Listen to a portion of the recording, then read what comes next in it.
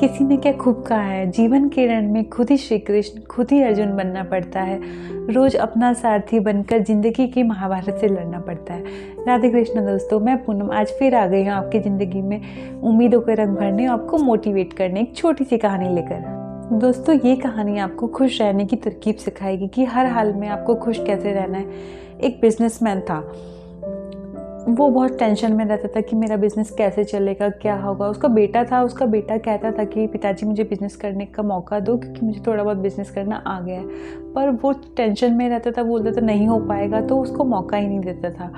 एक बार उसको बिजनेसमैन को हार्ट अटैक आता है और उसको हॉस्पिटलाइज किया जाता है। जब उसके बेटे को पता चलता है तो वो तुरंत वहाँ पे दौड़कर जाता है और देखता है पिताजी की हालत जब सीरियस रहती है, तो पूरा ध्यान रखना पड़ता है अपने पिताजी का, दवाइयों का, पैसों का, हर तरह से वो पूरे तन मन धन से अपने पिताजी का ध्यान रखता है और उसके पिताजी की हालत में सुधार होता है। डॉक्टर कहते हैं अब तुम्हारे पिताजी पहले से ठीक हैं और कुछ दिनों बाद ये जल्दी ही रिकवर हो जाएंगे। तभी उसके दोस्त का फ़ोन आता है और उसका दोस्त पूछता है क्या हुआ, तो वो सारी बात बताता है कि पिताजी की तबीयत खराब हो गई थी एंड ऑल। तो उसका दोस्त फिर उससे मिलने आता है, तो वो तभी बातें कर रहे होते हैं। वो बताता है कि अब पिताजी थोड़ा ठीक है और जल्दी ही घर जाया जाएगा। ऐसे बात करते करते वो हॉस्पिटल से बाहर जाते हैं तो एक आइसक्रीम वाला निकल रहा होता है। तो उसका बिजनेसमैन का बेटा बोलता है उसने दोस्त से, चल आइसक्रीम खाते हैं।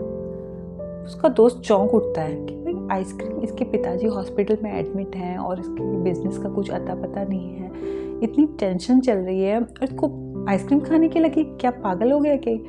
पर वो कुछ कह नहीं पाता, फिर वो आइसक्रीम खा रहे होते हैं। अब उसके दोस्त से रहा नहीं जाता, वो पूछ ही लेता है कि भाई तेरे पिताजी का मतलब अभी हार्ट अटैक आया था, अभी वो बीमार थे, अभी बीमार है, अभी मतलब छुट्टी नहीं हुई है, तेरे बिजनेस का कुछ अता पता नहीं है और तुझे यहाँ आइसक्रीम खाने की पड़ी है। वो कहता देख भाई, तुझे ऐसा लग रहा है मैं आइसक्रीम खा रहा हूँ, मज़े चल रहे हैं, पर ऐसा बिल्कुल नहीं है। मैं भगवान श्री कृष्ण का बहुत बड़ा भक्त हूँ और उनसे मैंने 2 बातें सीखी हैं। पहली तो ये, कर्म करो और फल की इच्छा मत करो। वो तू भी जानता होगा कि मैं अपना सारे कर्म कर रहा हूँ, अपने पिताजी का ध्यान रख रहा हूँ, अपने हर कर्म को पूरा करने का प्रयास किया है। और दूसरी बात मैं तुझे इस कहानी के माध्यम से बताता हूँ। भगवान श्री कृष्ण की रुक्मिणी जी से विवाह हुआ था।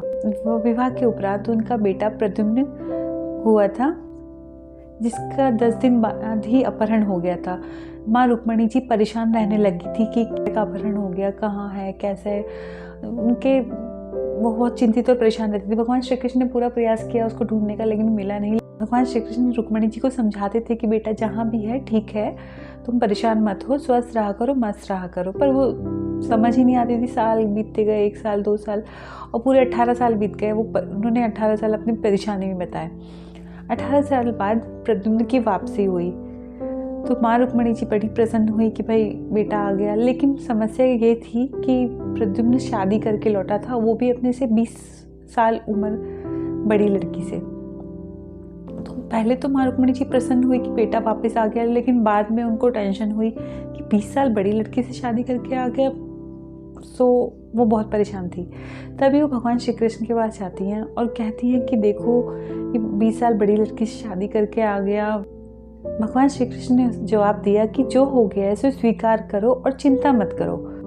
लेकिन वो फिर भी नहीं समझ रही थी कि यही मिली थी और कोई नहीं मिली, पता नहीं कितनी सारी बातें वो स्वीकार ही नहीं कर पा रही थी, परेशान हो जा रही थी। इस परेशानी में उनके 1 साल 2 साल करके 8 साल बीत गए और 8 साल बाद उनको एहसास हुआ कि जो हुआ सही हुआ। 8 साल बाद उन्होंने मायावती को स्वीकार कर लिया और बाद में खुशी से रही। लेकिन एक तरह से उन्होंने अपनी ज़िंदगी के 26 साल अपनी चिंता में बिता दिए। 18 साल पहले और 8 साल अभी। ये कहानी खत्म करते ही लड़का बोला, भाई मैंने भी ज़िंदगी में स्वीकार करना सीख लिया है। जो भी हालात हैं उनको मैंने स्वीकार करना सीख लिया। जो हुआ अच्छा हुआ, जो हो रहा है अच्छा हो रहा है और जो होगा वो भी अच्छा होगा। क्योंकि भगवान श्री कृष्ण कहते हैं जो हो रहा है उसका स्वीकार करना सीख लो तो ज़िंदगी अपने आप ही सहज हो जाती है।